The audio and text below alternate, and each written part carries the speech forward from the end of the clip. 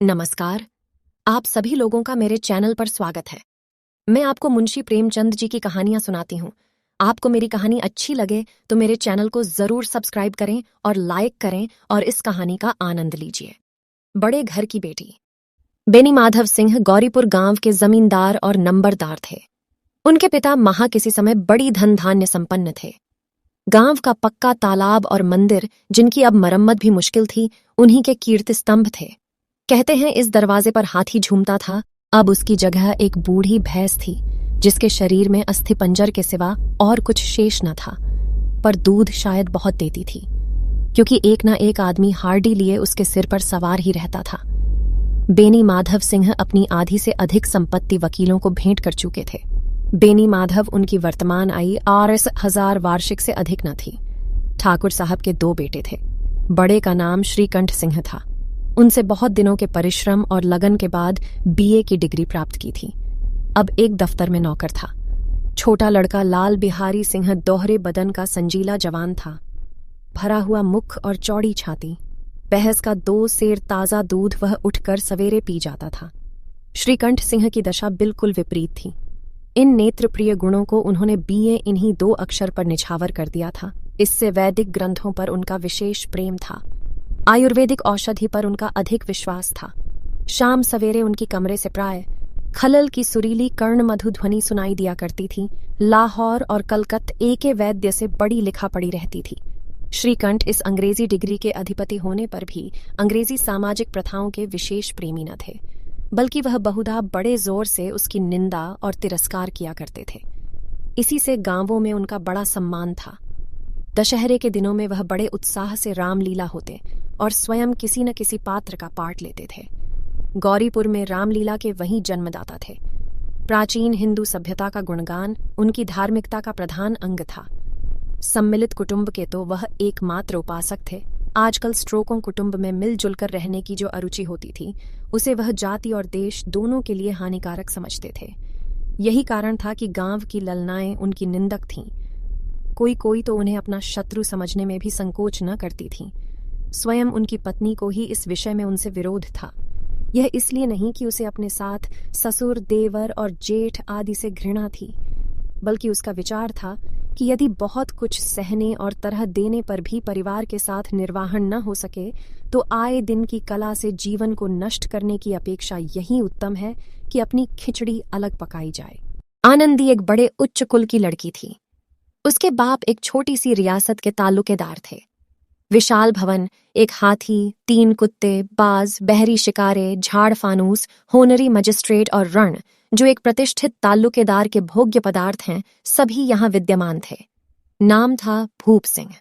बड़े उदार चित्त और प्रतिभाशाली पुरुष थे, पर दुर्भाग्य से लड़का एक भी न था। 7 लड़कियां हुईं और देवताओं की कृपा से सबकी सब जीवित रहीं। पहली उमंग में तो उन्होंने 3 ब्याह दिल खोलकर किए, पर 15 RS 20,000 का कर्जा सिर पर हो गया तो आंखें खुलीं, हाथ समेट लिए। आनंदी चौथी लड़की थी। वह अपनी सब बहनों से अधिक रूपवती और गुणवान थी।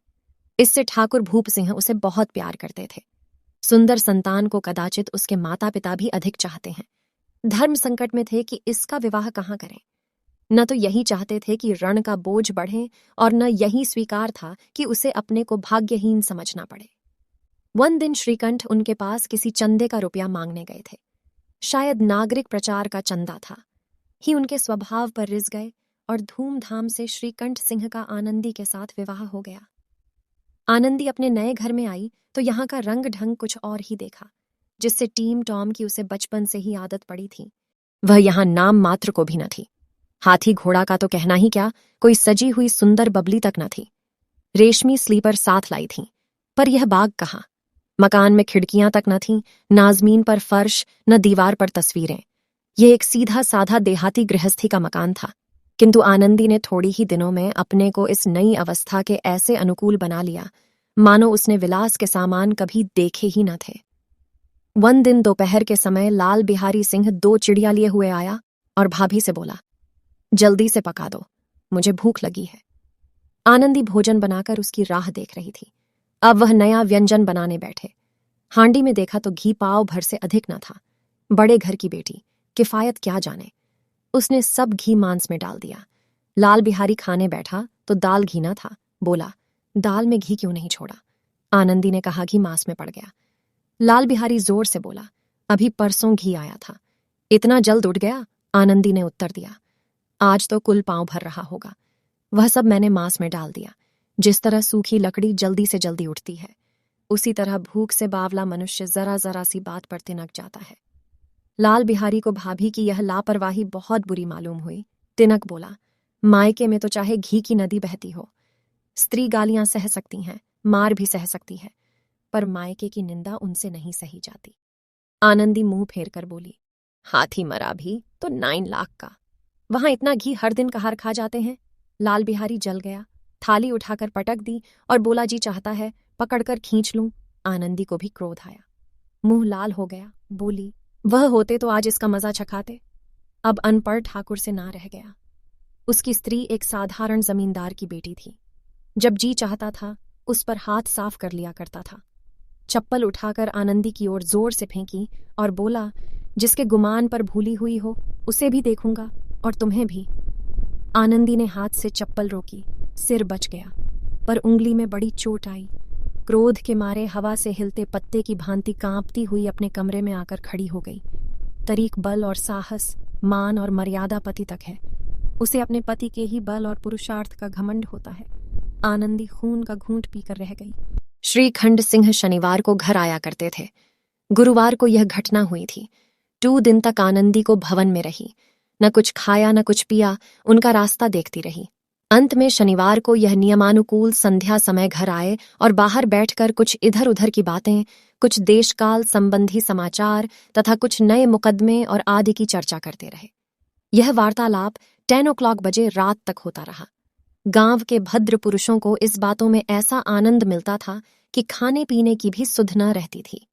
श्रीकंठ को पिंड छुड़ाना मुश्किल हो जाता था। ये 2-3 घंटे आनंदी ने बड़े कष्ट से काटे। किसी तरह भोजन का समय आया। पंचायत उठी। एकांत हुआ तो लाल बिहारी ने कहा, भैया आप जरा भाभी को समझा दीजिए, कई जरा मुंह संभाल कर बातचीत किया करें, नहीं तो 1 दिन अनर्थ हो जाएगा। बेनी माधव सिंह ने बेटे की ओर साक्षी दी। हाँ, बहू बेटियों का यह स्वभाव अच्छा नहीं कि मर्दों से मुंह लगे। लाल बिहारी वह बड़े घर की बेटी है, तो हम भी कोई कुर्मी का हार नहीं है। श्रीकंठ ने चिंतित स्वर में पूछा, आखिर बात क्या हुई? लाल बिहारी ने कहा, कुछ भी नहीं, यूं ही आप उलझ पड़ी। मायके के सामने हम लोगों को कुछ समझती ही नहीं। श्रीकंठ खा पीकर आनंदी के पास गए। वह भरी बैठी थी। यह हजरत भी कुछ तीखे थे। आनंदी ने पूछा, चित्त तो प्रसन्न है? श्रीकंठ बोले, बहुत प्रसन्न है, पर तुमने आजकल घर में यह क्या उपद्रव मचा रखा है? आनंदी को क्रोध आया। झुंझलाहट के मारे बदन में ज्वाला उठी। बोली, जिसने तुमसे यह आग लगाई है वो मिले तो उसका मुंह झुलसा दो। श्रीकंठ, इतनी गर्मी क्यों होती हो? बात तो कहो। आनंदी, क्या कहूं, ये मेरे भाग्य का फेर है, नहीं तो गवार छोकरा जिसको चपरासी गिरी करने का भी सहूर नहीं, मुझे चप्पल से मारकर यूं ना करता। श्रीकांत, सब हाल साफ साफ कहो तो मालूम हो, मुझे तो कुछ पता नहीं। आनंदी, परसों तुम्हारे लाडले भाई ने मुझसे मांस पकाने को कहा। घी हांडी में पाव भर से अधिक न था, वह सब मैंने मांस में डाल दिया। जब खाने बैठा तो कहने लगा, दाल में घी क्यों नहीं है? बस इसी पर मेरे मायके को बुरा भला कहने लगा। मुझसे रहा ना गया। मैंने कहा कि वह इतना कि तो नौकर खा जाते हैं और किसी को जान भी नहीं पड़ता। बस इतनी तो सी बात पर इस अन्याय ने मुझ पर चप्पल फेंक मारी। यदि हाथ से ना रोका होता तो सिर फट जाता। उसी से पूछो मैंने जो कुछ कहा वह सच है या झूठ। श्रीकंठ की आंखें लाल हो गईं। बोले, यहां तक हो गया, इस छोटे का यह साहस। आनंदी स्त्रियों के स्वभावानुसार रोने लगी, क्योंकि आंसू उनकी पलकों पर रहते हैं। श्रीकांत बड़े धैर्यवान और शांति पुरुष थे। उन्हें कदाचित ये कभी क्रोध आता था। स्त्रियों के आंसू पुरुष की क्रोधाग्नि भड़काने में तेल का काम करते हैं। रात भर करवटें बदलते रहे। उद्विग्नता के कारण पलक तक नहीं झपकी। प्रातःकाल अपने बाप के पास जाकर बोले, दादा, अब इस घर में मेरा निभाना होगा। इस तरह की विद्रोहपूर्ण बातें कहने पर श्रीकंठ ने कितनी ही बार अपने कई मित्रों को आड़े हाथों लिया था, परंतु दुर्भाग्य आज उन्हें स्वयं वे ही बातें अपने मुंह से कहनी पड़ी। दूसरों को उपदेश देना भी कितना सहज है। बेनी माधव सिंह घबरा उठे और बोले, क्यों, श्रीकंठ, इसलिए कि मुझे भी अपनी मान प्रतिष्ठा का कुछ विचार है। आपके घर में अब अन्याय का और हठ का प्रकोप हो रहा है। जिनको बड़ों का आदर सम्मान करना चाहिए, वे उनके सिर चढ़ते हैं। मैं दूसरे का नौकर ठहरा घर पर रहता नहीं। यहाँ मेरे पीछे औरतों पर चप्पल और जूतों की बौछार होती है। इस बात की चिंता नहीं। कोई एक की दो कह लें, वहां तक मैं सह सकता हूं, किंतु यह कदापि नहीं हो सकता कि मेरे ऊपर लात घुस्से पड़े और मैं दम न मारो। बेनी माधव सिंह कुछ जवाब न दे सके। श्रीकंठ सदैव उनका आदर करते थे। उसके ऐसे तेवर देखकर बूढ़ा ठाकुर आवक रह गया। केवल इतना ही बोला, बेटा, तुम बुद्धिमान होकर ऐसी बातें करते हो। आरती इस तरह घर का नाश कर देती है। उनको बहुत सिर चढ़ाना अच्छा नहीं। श्रीकंठ, इतना मैं जानता हूं, आपके आशीर्वाद से ऐसा मूर्ख नहीं हूं।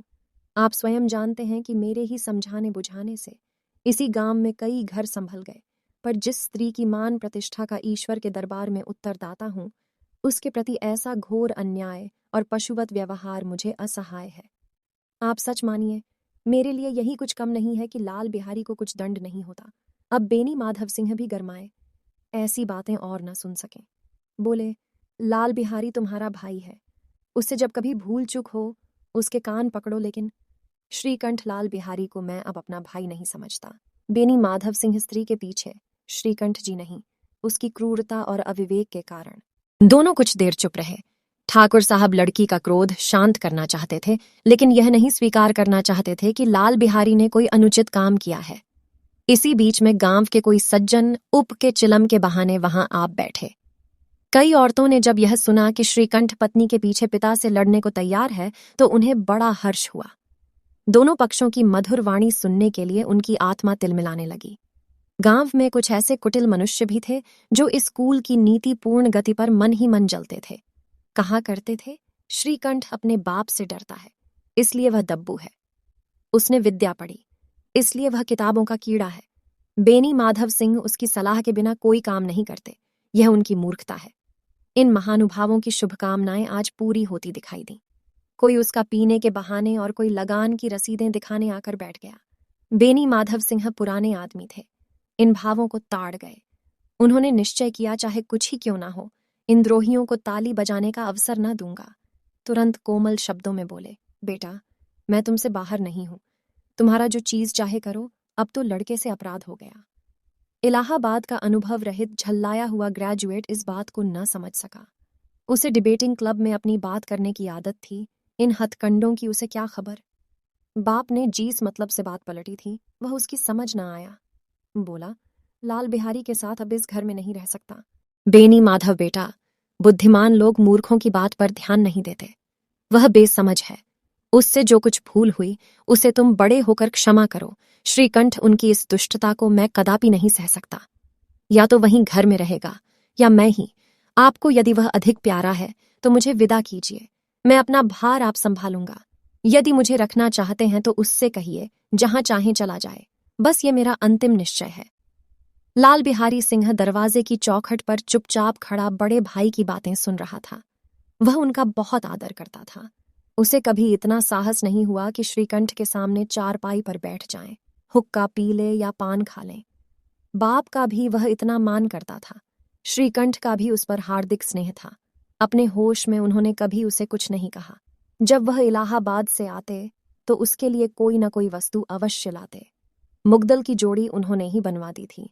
पिछले साल जब उसने अपने से बड़े जवान को नाग पंचमी के दिन दंगल में पछाड़ दिया, तो उन्होंने पुलकित होकर अखाड़े में ही जाकर उसे गले लगा लिया था। 5 आज के पैसे लुटाए थे। ऐसे भाई के मुंह से आज ऐसी हृदय विदारक बात सुनकर लाल बिहारी को बड़ी ग्लानि हुई। वह फूट फूट कर रोने लगा। इसमें संदेह नहीं था कि अपने किए पर पछता रहा था। भाई के आने से एक दिन पहले से उसकी छाती धड़की थी कि देखो भैया क्या कहते हैं, मैं उनके सम्मुख कैसे जाऊंगा, उनसे कैसे बोलूंगा, मेरी आंखें उनके सामने कैसे उठेगी। उसने समझा था कि भैया मुझे बुलाकर समझा देंगे। इस आशा के विपरीत आज उसने उन्हें निर्दयता की मूर्ति बने हुए पाया। वो मूर्ख था, परंतु उसका मन कहता था कि भैया मेरे साथ अन्याय कर रहे हैं। यदि श्रीकंठ उसे अकेले में बुलाकर 2-4 बातें कह देते, इतना ही नहीं 2-4 तमाचे भी लगा देते, तो कदाचित उसे इतना दुख न होता। पर भाई का यह कहना कि अब मैं इसकी सूरत नहीं देखना चाहता, लाल बिहारी से सहन ना गया। वह रोता हुआ घर आया। कोठरी में जाकर कपड़े पहने, आंखें पोंछीं, जिसमें कोई यह न समझे कि रोता था। तब आनंदी के द्वार पर आकर बोला, भाभी, भैया ने निश्चय किया है कि यह मेरे साथ इस घर में रहेंगे। वह अब मेरा मुंह नहीं देखना चाहते, इसलिए अब मैं जाता हूं। उन्हें फिर मुंह न दिखाऊंगा। मुझसे जो अपराध हुआ उसे क्षमा करना। यह कहते कहते लाल बिहारी का गला भर आया। जिस समय लाल बिहारी सिर चुका है आनंदी के द्वार पर खड़ा था, उसी समय श्रीकंठ भी आंखें लाल किए बाहर से आए। भाई को खड़ा देखा तो घृणा से आंखें फेर लीं और कतरा कर निकल गए, मानो उसकी परछाई से दूर भागते हैं। आनंदी ने लाल बिहारी की शिकायत तो की थी, लेकिन अब मन में पछता रही थी। वह स्वभाव से ही दयावती थी। उसे इसका तनिक भी ध्यान न था कि बात इतनी बढ़ जाएगी। वह मन में अपने पति पर झुंझला रही थी कि यह इतने गर्म क्यों होते हैं। उस पर यह भय भी लगा हुआ था कि कहीं मुझसे इलाहाबाद चलने को कहें तो मैं क्या करूंगी। इस बीच में जब उसने लाल बिहारी को दरवाजे पर खड़े यह कहता सुना कि अब मैं जाता हूं, मुझसे जो अपराध हुआ उसे क्षमा करना, तो उसका बचा हुआ क्रोध भी पानी हो गया। वह रोने लगी। मन के मैल धोने के लिए आंसू से उपयुक्त और कोई वस्तु नहीं है। श्रीकंठ को देखकर आनंदी ने कहा, लाला बाहर खड़े बहुत रो रहे हैं। श्रीकंठ, तो मैं क्या करूं? आनंदी, पछताओगे। उन्हें बहुत गिलानी हो गई है, ऐसा ना हो कहीं चल दे। श्रीकंठ ना उठे। इतने में लाल बिहारी ने फिर कहा, भाभी, भैया मेरा प्रणाम कह दो। वह मेरा मुंह नहीं देखना चाहते, इसलिए मैं भी अपना मुंह न दिखाऊंगा। लाल बिहारी इतना कहकर लौट पड़ा और शीघ्रता से दरवाजे की ओर बढ़ा। अंत में आनंदी कमरे से निकली और हाथ पकड़ लिया। लाल बिहारी ने पीछे फिरकर देखा और आंखों में आंसू भरे बोला, मुझे जाने दो। आनंदी, कहाँ जाते हो? लाल बिहारी, जहां कोई मेरा चेहरा ना देखे। आनंदी, मैं ना जाने दूंगी। लाल बिहारी, मैं तुम लोगों के साथ रहने योग्य नहीं हूं। आनंदी, तुम्हें मेरी स्वागत अब एक पद भी आगे ना बढ़ाना। लाल बिहारी, जब तक मुझे यह नाम मालूम हो जाए कि भैया का मन मेरी तरफ से साफ हो गया, तब तक मैं इस घर में कदापि ना रहूंगा। आनंदी, मैं ईश्वर को साक्षी देकर कहती हूं कि तुम्हारी ओर से मेरे मन में तनिक भी मेल नहीं। अब श्रीकंठ का हृदय भी पिघला। उन्होंने बाहर आकर लाल बिहारी को गले लगा लिया। दोनों भाई खूब फूट फूट कर रोए। लाल बिहारी ने सिसकते हुए कहा, भैया, अब कभी मत कहना कि तुम्हारा मुंह न देखूंगा। इसके सिवा आप जो दंड देंगे मैं सहर्ष स्वीकार करूंगा। श्रीकंठ ने कांपते हुए स्वर में कहा, लल्लू, इन बातों को बिल्कुल भूल जाओ। ईश्वर चाहेगा तो फिर ऐसा अवसर ना आएगा। वेणी माधव सिंह बाहर से आ रहे थे। दोनों भाइयों को गले मिलते देखकर आनंद से पुलकित हो गए। बोल उठे, बड़े घर की बेटियां ऐसी ही होती हैं, बिगड़ता हुआ काम बना लेती है। गांव में जिसने यह वृतांत सुना, उसी ने इन शब्दों में आनंदी की उदारता को सराहा। बड़े घर की बेटियां ऐसी ही होती हैं।